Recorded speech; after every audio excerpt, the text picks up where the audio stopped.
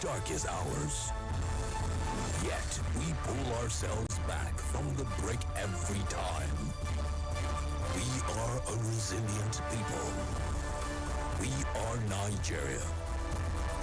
And when we talk, we share our views on Top Radio 93.7, Citizen FM. It's 7 o'clock. Nigeria to develop tourism industry to world standard. Federal Executive Council approves gas pipeline agreements between NNPC and ECOWAS. Police operatives rescue 4 kidnapped victims in the FCT. United States, Germany send military hardware to Ukraine. A warm welcome to the Citizen FM News at 7. I'm Lawrence Omoite. President Muhammad Buhari today visited headquarters of the United Nations World Tourism Organization in Madrid on the sideline of his ongoing state visit to Spain.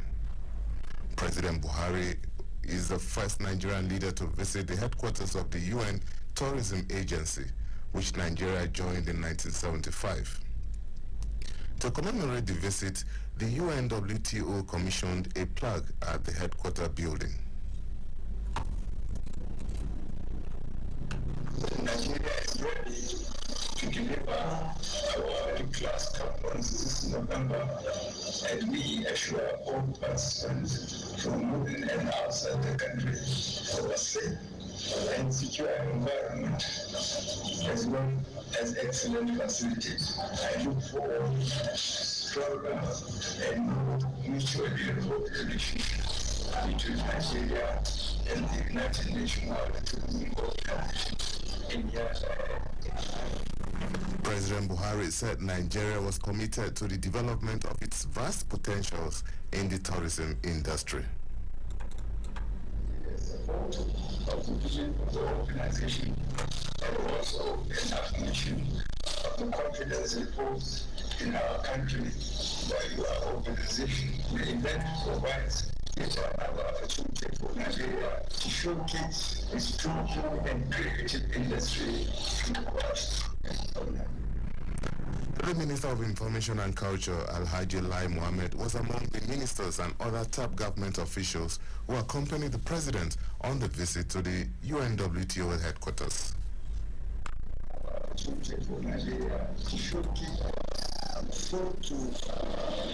Remember that for every 10 jobs in the world, tourism provides one, and that revenue from tourism over the world is about 2.5 trillion naira today. After agriculture, tourism and the creative industry also employs the largest number of people in Nigeria, especially women and youth. So the fact that the president, came to visit the UNWTO secretariat shows again the importance the president attaches to tourism and the creative sector. The Federal Executive Council has given approval for the NNPC to enter into agreement with ECOWAS for the construction of the Nigeria-Morocco gas pipeline. Minister of State for Petroleum Resources, Timipre Silva, who briefed State House correspondents at the FEC meeting presided over by Vice President Yemi Oshibajo, said the project was still at the point of the front-end engineering design, after which the cost would be determined. The pipeline would traverse 15 West African countries to Morocco and Spain. The minister said the council also approved the construction of a switchgear room and installation of power distribution cables and equipment for the Nigeria Oil and Gas Park in Ogbia, Bayelsa State. He said the park was to support local manufacturing of components for the oil and gas industry. Police operatives in the Federal Capital Territory have rescued 4 victims from the den of kidnappers and dislodged the bandits from their hideout in Daudu Hills, Kuje area of Abuja.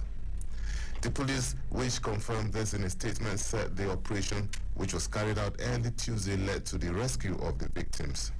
Some of the miscreants escaped with various degrees of gunshot injuries owing to the superior firepower of the police. 54 people have died of cholera disease in the country, the Nigeria Center for Disease Control, NCDC, said. In its latest report on the outbreak of the disease, the NCDC stated that the deaths were recorded between January 1 and May 1, 2022. It added that over 1,800 suspected cases were reported in 77 local government areas across the 16 states of the Federation. According to the health agency, 12 local government areas across 6 states reported more than 30 cases each this year. This comprised 5 in Cross River, 3 in Taraba, as well as 1 each in Bayelsa, Katsina, Kebbi, and River State. The ban on Okada in 6 local government councils recently ordered by the governor of Lagos State, Babajide Sanwo-Olu, has commenced in Lagos today. The Lagos State Police Commissioner made it clear that both motorcyclists and passengers who disobeyed the new ban on Okada operations will be arrested and prosecuted. The Lagos State Police Command also reacted to fears over motorcycle operators' planned cause violence. Some negotiations have called on the state government to have a rethink about the ban to reduce the sufferings of the people. Waiting for express, they need casa, but we dey on street make believe us because we dey find the thing where person go eat. People all these groups say they talk say they cause trouble. They no be Nigeria citizens. They are from another country because I believe Nigeria cannot go do like that. You go to Igbo or Hausa. But if you investigate very well, they're from Nigeria or Chad. If I thought they want to enforce this law, they should put a legal framework in place that will also guide and protect and regulate the Okada riders. Total ban may not be solution to the problem. On the foreign scene, the United States will send Ukraine more advanced rocket systems to help it defend itself, President Joe Biden has announced. The weapons, long requested by Ukraine, are to help it strike enemy forces more precisely from a longer distance. Until now, the United States had refused the request out of fear the weapons could be used against targets in Russia. Kremlin spokesman said the U.S. was directly and intentionally adding fuel to the fire with its weapon deliveries to Ukraine.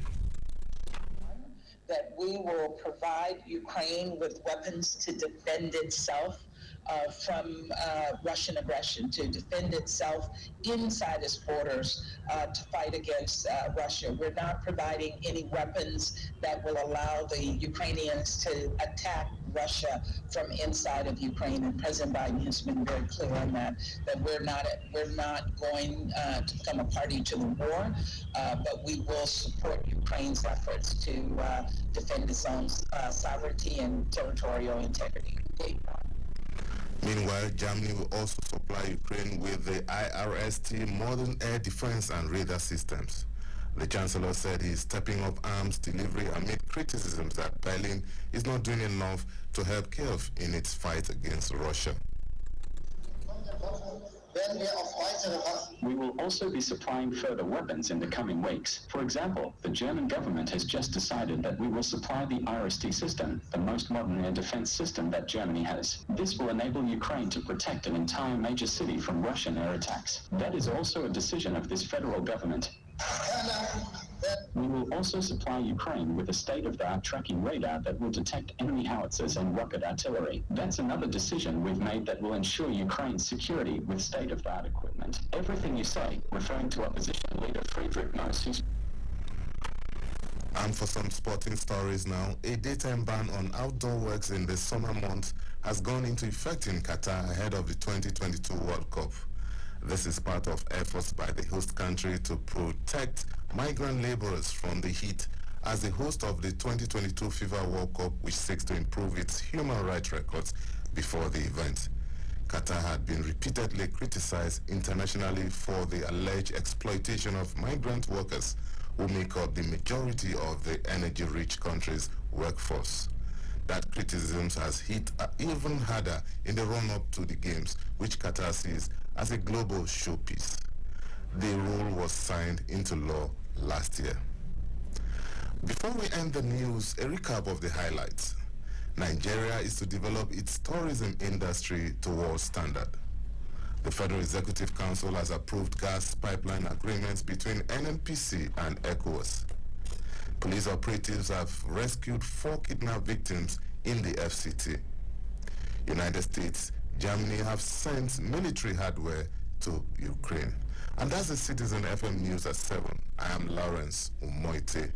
To listen to us online, please visit www.citizenfm.ng. You can also follow us on social media, on Facebook at CitizenFM 937, on Instagram at CitizenFM 937, on Twitter at CitizenFM_937. This is our journey. We have had our finest moments and our darkest hours. Yet we pull